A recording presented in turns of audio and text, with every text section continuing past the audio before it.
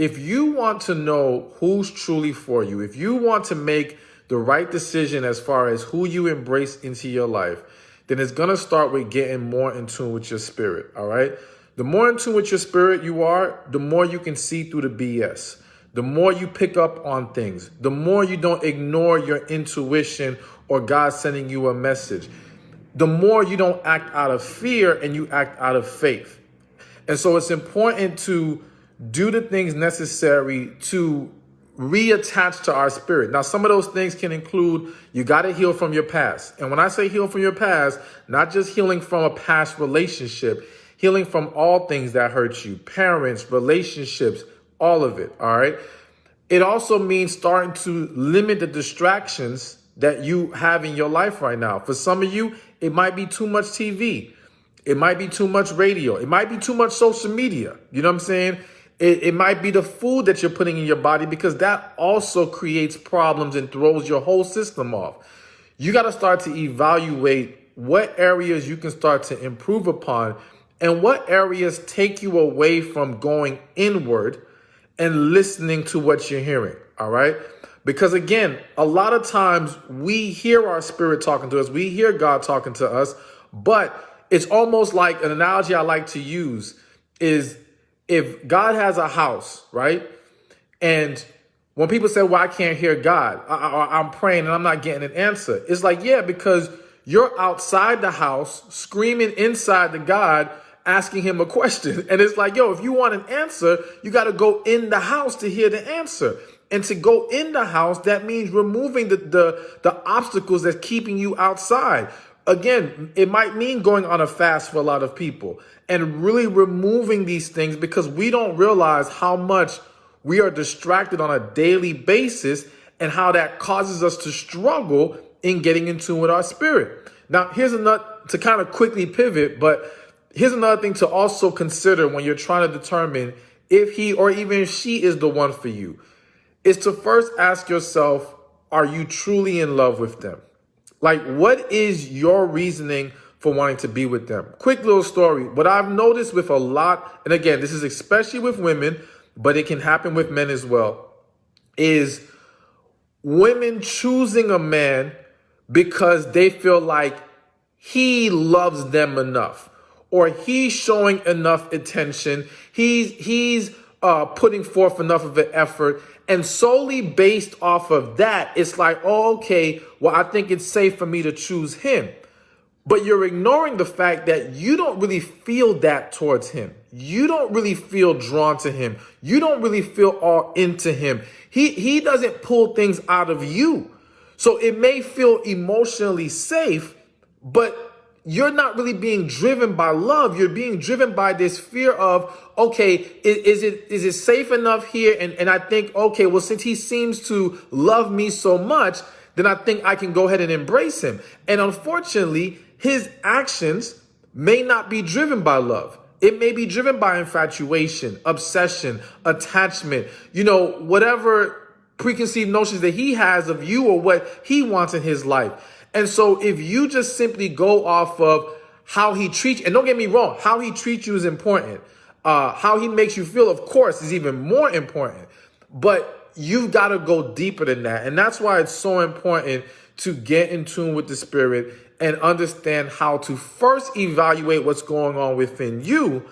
And then you can better evaluate what's going on within them. Because when you can recognize that you being with this person is out of fear, complacency, you not thinking you have a better option, anything other than genuine love and real deep connection, then you can easily identify that their desire of you is not based in that as well. Because real love is a two-way thing. Real connection is a two-way thing. It doesn't exist one way. So when I see people and one person says, I'm in love, and the other person isn't, then I can say with confidence that person who claims they're in love, they're not. They think it's love. It looks like it, but that's not really what's going on within them. So we've got to be very careful in how we choose or how we evaluate things. Now, I said I was going to leave it there, but let me keep going real quick. All right. So again, trying to determine if he and even if she is the one for you, we've got to stop skipping the step of asking God. All right. I've said it a million times. When I sit down with people who have been divorced and I ask them, did you ask God if you should marry this person? 90% say no. The other 10% say, I asked God, God told me no, and I married this person anyway. So what you're seeing in a lot of these failed relationships and failed marriages are people who go into it without consulting God. You know, a mistake that so many people make is that once they think they receive the blessing, they no longer go to God to consult about the blessing. They think, okay, mission complete, I'm good. They move forward. But they're moving forward based off of their own perception, own analyzation of things, and not actually going deeper within and connecting with God to figure out, what am I supposed to be doing here? And so many people would have saved themselves years of unfulfilling relationships, years of broken marriage, years of just dysfunctional nonsense if we would just stop and ask God. Now, here's an important thing to understand with asking God. You don't need to wait 3 months, 6 months, 2 years before you ask God. That's another issue we have. So what happens is, think about those 10% who said they asked God, God told them no, and they married them anyway. But one of the reasons that is because they're 2-3 years into this relationship. They finally now go to God. God tells them no, but they're like, man, I done put 2-3 years into this. I done introduced this person to my family. If you have kids, they know my kids. You know, you have all these reasons. It's like, yo, I can't just walk away. So now what you do is you convince yourself that either that's not God talking to you, or you just ignore what you heard flat out. All right. Because the longer you remain in a situation, in a relationship, and pour into it, the more you become attached to it, the harder it gets to walk away from it. So it is important that we pray and ask God as soon as possible. All right. Now, real quick, it caught my eye, so I want to talk on it. Someone said, what if you don't believe in God? Fair question. Even now, I'm a believer in God, you know, and I'm always going to include God in all that I do. But for those who do not believe in God, I still believe you've got to go inward. All right.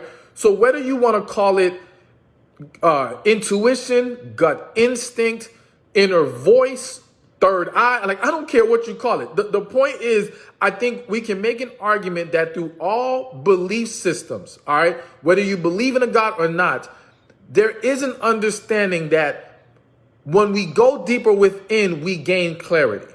All right. And so I would argue that you can still achieve at least a higher level of clarity by taking a step back and really going within yourself, by meditating. Again, I still think fasting is good even for non-spiritual individuals, because fasting has plenty of benefits physically, but also from the sense of gaining clarity and clearing your mind and being able to see things better. So I think it's just about pulling back. Again, what we have a bad habit of doing is that when we see something we like and we want, we latch onto it. We fully immerse ourselves into it, and we wait too long to try to understand what's really going on here. And that's how we get ourselves into trouble. So we've got to pull back, believer or non-believer. I believe it all applies. But yes, from the standpoint of being a believer, ask God flat out. All right. Ask God, is this for me? And not just is this for me? Should I proceed, or how do I proceed in this situation? Seek direction in what needs to happen. And if you do that, again, you will save yourself a lot of headache and a lot of unnecessary emotional trauma. Now, again, I'm going to keep it going. Another thing to understand about knowing if they're for you, all right, is, can you be yourself with them? If you cannot be your true, honest, genuine self with this individual, then how can you look me in my eye and say, this is the person for you? How can you tell me this is where God even wanted you to be? Like, if you can't be genuinely you, the person God created you to be, then clearly something is wrong here. Now, here's a huge caveat. You need to make sure you figured out who you are to begin with. All right. The reality is that many of us, again, we live life engaging in constant distraction, that we don't take time to figure out who we are or be confident in who we are. Because many times we have a sense of who we are, but we're not confident in walking in it. We're still questioning it. We're still worrying about people's acceptance of us. Listen, I love everybody, but F people. All right? And when I say that, I simply mean like, yo, do not let other people's opinion and perception steer you away from being who you truly are and walking in your peace. Your peace and happiness starts with you being comfortable with life, understanding that we all got to go through a process. We're going to grow. We're going to make mistakes, and it's all good. But walk truly in who you are as an individual. Take time to know yourself. Take time to not be afraid to be alone. Not that you have to be happy alone, so to speak, right? But you have to learn how to find happiness even in your single time. Because if you don't know how to be alone, well, then you are naturally going to attach yourselves to individuals that don't belong in your life, because you're simply trying to fill in the void. And we want to eliminate that as much as possible. But going back to the original point, you got to know yourself. And you got to be able to be yourself with that person if we're trying to understand who is truly for us and who isn't. So just a quick recap that, we talked about getting in tune with your spirit, or intuition or whatever. Being able to ask God and talk to him and ask him, not only is this the person for me, but how to proceed. Being able to be our true selves. You know what I'm saying? Like, these are three of the big keys there. And of course, I'm always big on connection. You got to make sure there's a deep and genuine connection there. A lot of people get along with each other. A lot of people may have attraction towards each other, but they don't have genuine connection.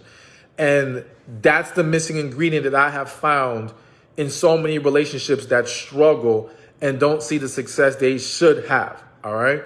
So those are some things to consider. But let's get into the questions. But actually, before we do that, quick note. I'm opening up some spots for my special coaching program. That one is for the ladies. You can go to receivingmyblessings.com or click the link in the comment section or in the description. Again, receivingmyblessings.com. It's helping a lot of women. A lot of people ask me about coaching. This is the place to get your questions personally answered and get the help that you need. All right. So again, receivingmyblessings.com. Now, this is just a comment. A lot of people just tolerate each other because they don't want to be alone. Exactly. A lot of people aren't in love. They just learn how to tolerate each other. And this is my belief, all right, about the whole perception of growing to love someone. I don't believe you grow to fall in love. I don't believe you grow to truly be into them. You grow to tolerate them. You grow to be conditioned to having them in your life. You grow to become attached to these individuals. But genuine love, as far as being in love and connection, is something that happens very quickly. Believe it or not, it does not take forever for us to recognize when something is here with this person that we don't have with anybody else. Again, we may have chemistry with a lot of people. There are some of you on this live who get along with people naturally. All right. So you have the natural ability to have chemistry with people. You know how to flow with different individuals. It's not a problem for you. So clearly, chemistry is not what tells you this is it. Because if you're someone who can achieve that multiple all over the place, then it doesn't separate anybody. What separates them is connection. It's that next level. And I am a full believer that connection is your spirit recognizing its match. It is a deeper spiritual occurrence that happens. And again, it does not take long for us to recognize it. All right. When you are in a committed relationship or marriage, is it appropriate to keep passwords on phones and hide your activity on social media?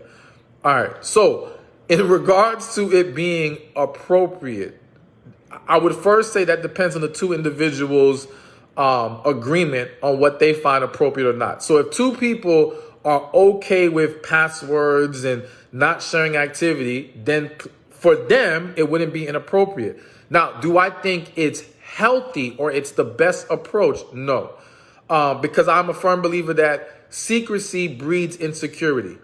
And once you start planting seeds of insecurity in your relationship, it starts to create all kinds of other problems. So like what will happen is you may have two people who initially are like, I don't care that they have a password on this. I don't care that I don't know what they're doing.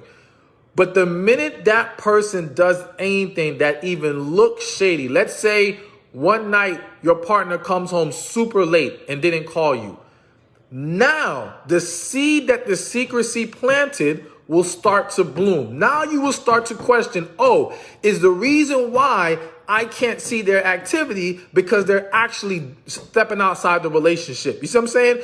It'll start to stir things up because there is no openness and transparency in the relationship. Whereas if that person comes late and you're in a relationship where everything is very open and transparent and there is no passwords and we share each other's phone or whatever, there is less likely for that person to now take that moment and turn it into something else. You see? So that's the risk that you run by having that level of secrecy in any aspect of the relationship. So I think it's healthier to have a full transparent relationship. But again, it does depend on the two people involved and what they're willing to agree with when it comes to calling it inappropriate or not. This question says, should my 46-year-old man call me every day instead of texting mostly? Again, that's a personal preference. I think if you're okay with the texting, so be it. I do think we need to, at the very least, have a good balance of verbal communication and face-to-face communication. I don't think we should keep it all on text. But this goes back to, I know women who prefer texting more than talking. So if they're in that relationship, they may not have an issue with the man texting them mostly versus calling. That is a personal decision you should make. So if you do have an issue with it and you prefer to be called, then you need to express that. You need to make it known that you would prefer more verbal communication or whatever it is you prefer so that he understands. And now it's up to him to either make the correct adjustments or to show you that he doesn't care. And now you're going to have to make a different decision. It says, he says that we are best friends first. How important is that in a relationship? I believe it's very important. I believe that all great relationships have a foundation of friendship. Now, let me be very clear. When I say great relationship, I don't simply mean two people who manage to stay together for a long time. We have this, what I believe is a huge we make a huge mistake of equating longevity to success. All right. To me, a successful, great, amazing relationship is one that produces happiness, peace. It's a fruitful relationship. It creates fulfillment. You know what I'm saying? This is what we should be aspiring to. Simply staying together. People can stay together for 20 years and be miserable for 20 years. So I'm not going to sit there and use their recipe and say that's success. You know what I'm saying? So I think that ultimately the great relationships do have a foundation of friendship. I do think, again, you have a very difficult time finding a couple who has genuine connection who aren't good friends too. All right. So I do think we have to cultivate that and nurture that and make that a part of our foundation in a relationship. So this one says, in your video, Friendships Before Relationship, you say that if you're just friends, you shouldn't be doing dating things. Then how will a friendship move to a relationship? All right, so we have to understand, number one, friends fall in love every day.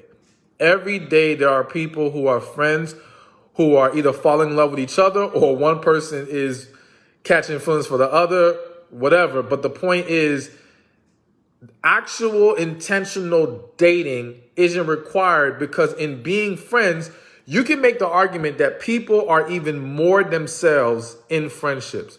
So it allows two individuals to see if they really connect emotionally on that level. Now, what many friendships may lack that don't allow it to go from friendship to relationship is physical or sexual attraction. That's usually the missing ingredient when people say why they're not with their friend.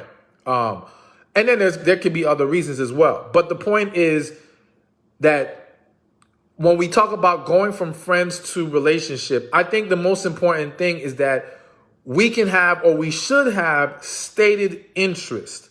Meaning, if you just try to be someone's friend, but they have no idea that you have actual interest in them for something more, then it's very easy for people to move on to other relationships, not realizing their friend had feelings for them. So quick story, there was a situation years ago where someone emailed me, she needed some help. I asked her what's wrong. She said her best male friend just got married. I said, okay, why is that an issue? She said, because she's in love with her best friend. And it turns out he's in love with her too. And what happened was, he gets married. 2 weeks into the marriage, she finally confesses to him that she has feelings for him. He then reveals to her that he always had feelings for her, but he did not think she felt the same way about him. And because of that, he went on to marry somebody else. And now here they are. He's 2 weeks into a marriage, and they feel like they feel that they're soulmates with each other. So the point of that story is, because it was not expressed early on, it derailed everything. And I think that we can express our interest and let it be known, hey, I do see you in that way. I do think, we can have something here, but I want to keep this as friends. That is possible. And then just be friends and just be cool and just hang out and be open with each other and share each other's lives with each other. It's in that we're going to see what kind of vibe we have here and if we can actually take this to a relationship. I also want to say this. When trying to go from friendship to relationship, one of the big mistakes people make is not stating their expectations when in a relationship. So what happens is sometimes two friends get together thinking, or one or the other is thinking that things will be the way they were as friends, but now we're going to have sex and be affectionate and all these other things, right? And what doesn't get communicated is, well, now that I'm your friend, I need you to check in with me. now that I'm your friend, now that I'm your partner, now that I'm in a relationship with you, I need you to check in. I'm going to be a little bit more mindful of what you're doing and who you're hanging out with, whatever the case may be. And not saying whether those things are right or wrong, just simply saying, if you're going to transition from friendship to relationship, there needs to be a talk about, okay, how do we view our roles as romantic partners? What our expectations are as romantic partners.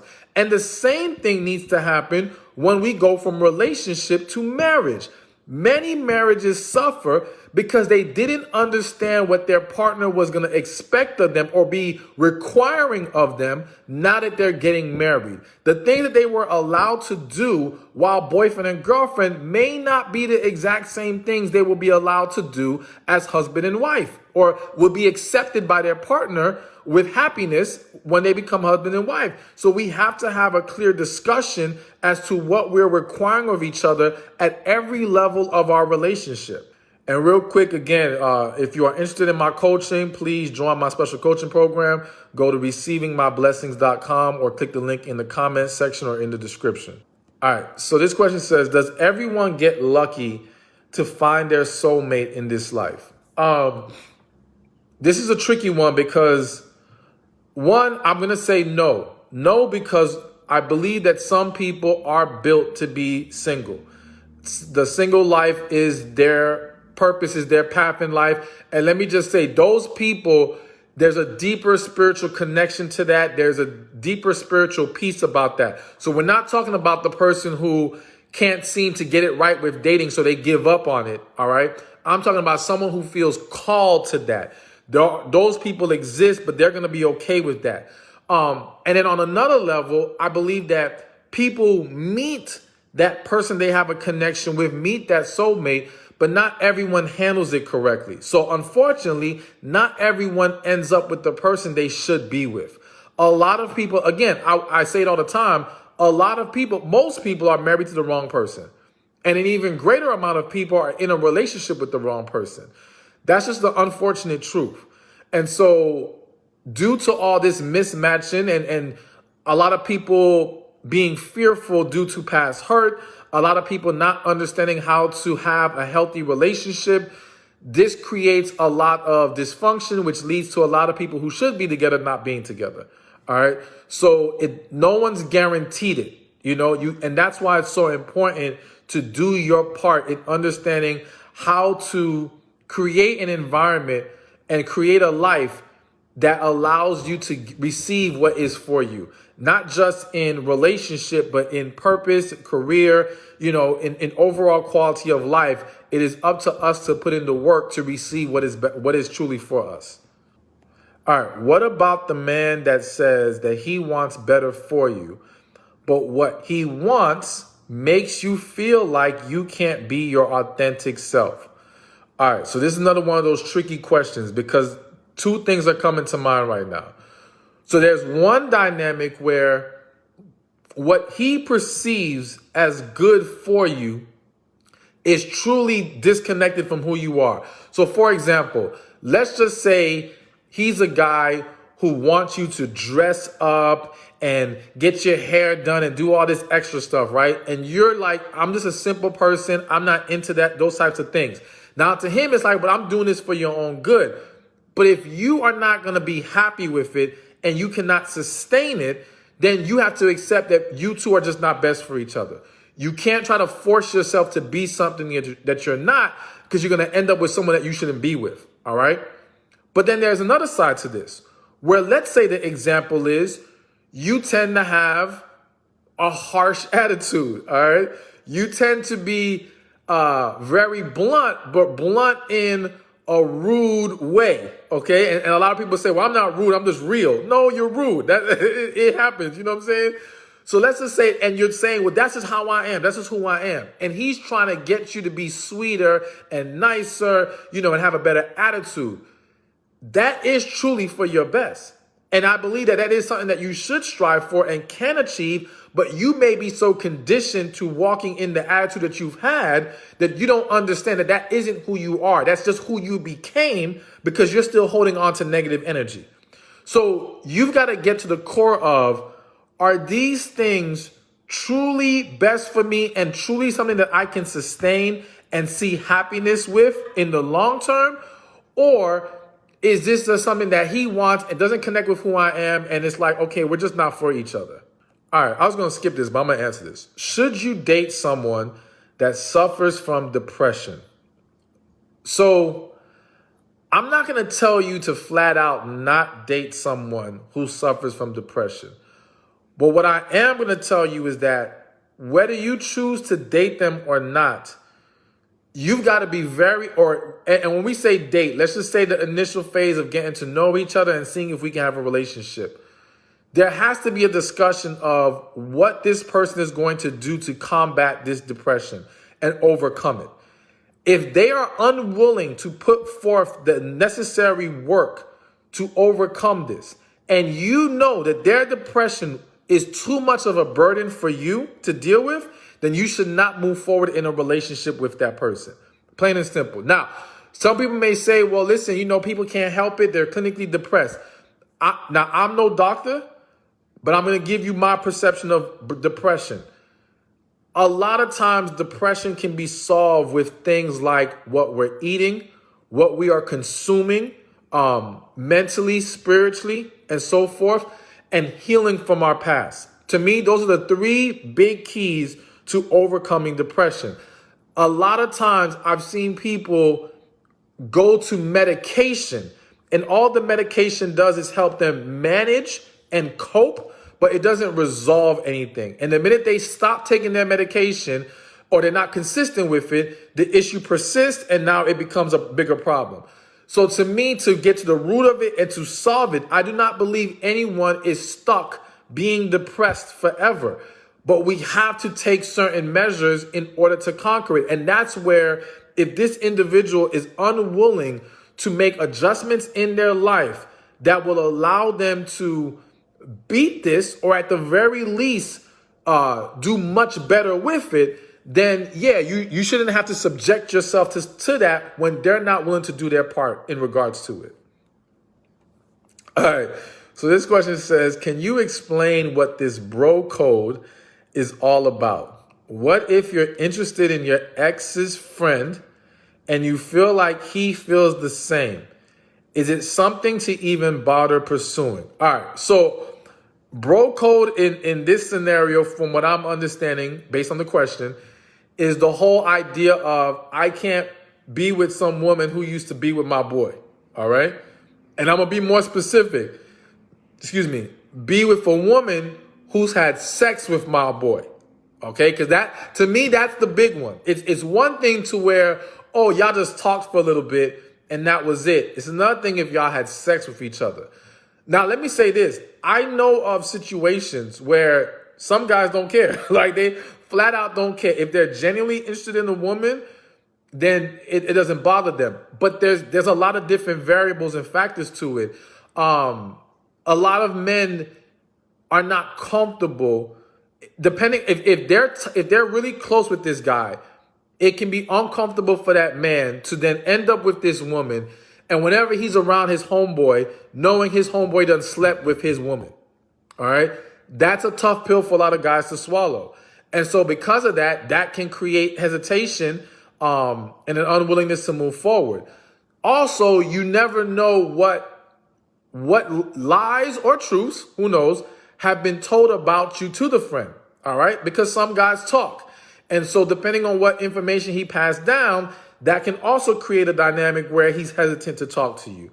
And then there's the part where if his friend was deeply into you, that also becomes difficult. Because like, I know if I have a friend and they were like in love with this woman, or at least felt they were in love with this woman, it would be very difficult to bring myself to go be with that person.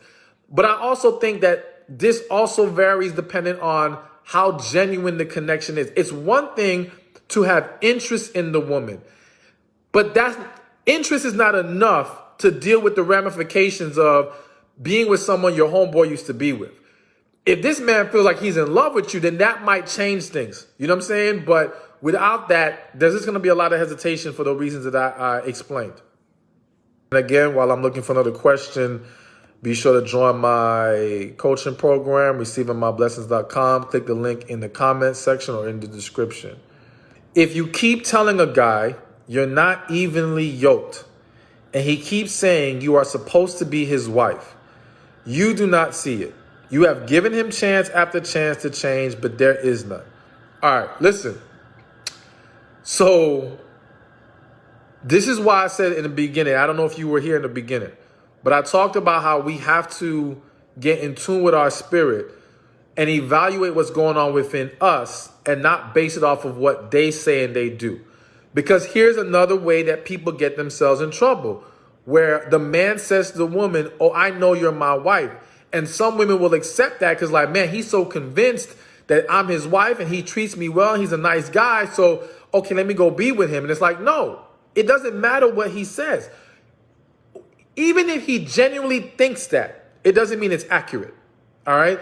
And this is why if God is telling him that you are his wife, then couldn't God tell you if he is your husband? Yes. And if he can, then that means all you have to do is pray for yourself to figure out what is your answer. Now, I feel the need to share this right now because this doesn't just happen to women. I've had many women say to me that God said I'm their husband, all right? I'm just going to keep it real. I've had it happen many times. There's no way I could just go off of what someone says. Now, because I believe in praying about it, I don't have a problem going back to God, praying and seeing for myself if I'm missing something, if there's an answer that he has, a message he has for me or whatever. But the point is, they all can't be right. So clearly people sometimes will feel that. And the important thing to understand is how they come to that conclusion isn't always a reality of what they heard spiritually. Sometimes they come to these conclusions based off of what they interpret as signs that says, oh, this is the one. Or they come to this conclusion because this is what they want so bad. But they haven't actually taken the time to go deeper within self and talk to God and really hear what God has to say specifically about you being for them and them being for you. But regardless of what they do, you have to stay focused on trusting your spirit, and listening to that, listening to what God has to say to you. And if it does not align with what this man is claiming, then you don't move forward with him. Hey, thank you for watching this video. Be sure to check this one out right here, and I'll see you there. I pray you receive the person who is truly best for you. I want you to get all the blessings God has waiting for you. And so my hope when I do these videos is to make sure that you are not just prepared